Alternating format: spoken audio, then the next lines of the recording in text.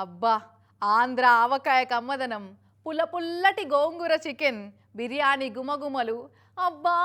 ఆ వంటకాలు చూస్తుంటే అర్జెంటుగా నాకు కూడా కడప మహానాడు పోతే బాగుండు అని అనిపించబట్టిందోళ్ళ. కానీ మనకంత భాగ్యం ఎక్కడిది కానీ 3 రోజు మహానాడులా తెలుగు తమ్ముళ్ళు టేస్ట్ చేయబోతున్న ఆ వంటకాలు ఎట్లున్నాయో చూసేద్దామా?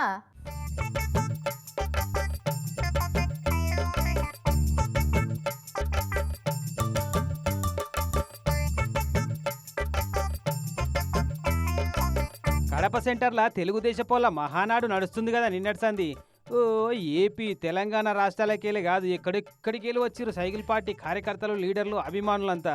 ఇక వచ్చిన అతిథులకు రాయలసీమ తెలంగాణ ఆంధ్ర 3 రుచులతోటి కడుపు నిండా కమ్మకమ్మటి వంటకాలు వడ్డించి ఏర్పాట్లు చేసిర్రు.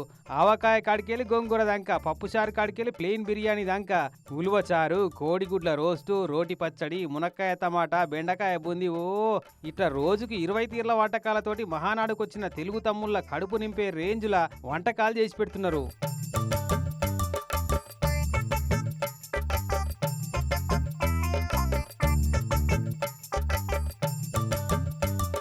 పొద్దుగాల నాస్టలు, పగటిలు భోజనాలు, పొద్దికంగా స్నాక్స్, మళ్ళా రాత్రిపూట భోజనాలు. 3 రోజులు 4 పూటల తిన్నంత తిండి వడ్డిస్తున్నారట. మళ్ళా అన్ని వంటకాలు వండిచ్చేది కట్టెల పొయ్యిల మీదే.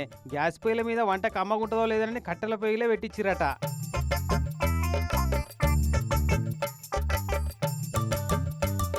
ఎమ్మెల్యే చింతమనేని ప్రభాకర్ సార్ అయితే స్వయంగా ఆవకాయ పచ్చడి తయారు చేసిండు.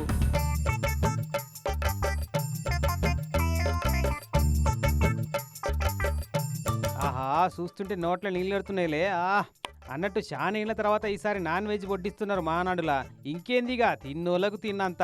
మొదటి నాడు 2 లక్షల మంది, రెండో నాడు మళ్ళీ 2 లక్షల మందికి, మూడో నాడు ఏకంగా 5 లక్షల మందికి వంటకాలు తయారు పెడుతున్నారట. ఎంత మంది వచ్చినా లేదనకుండా కాదనకుండా 1700 మంది వంటలను పెట్టి వండిస్తున్నారట. ఎప్పటికప్పుడు వండిన వంటకాలను వడ్డిస్తందుకే 800 మందిని పెట్టిరట. మొత్తానికి మహానాడుకు పోయిన వాళ్ళంతా మరిచిపోలేని వంటకాలను టేస్ట్ చేస్తున్నారన్నట్టు.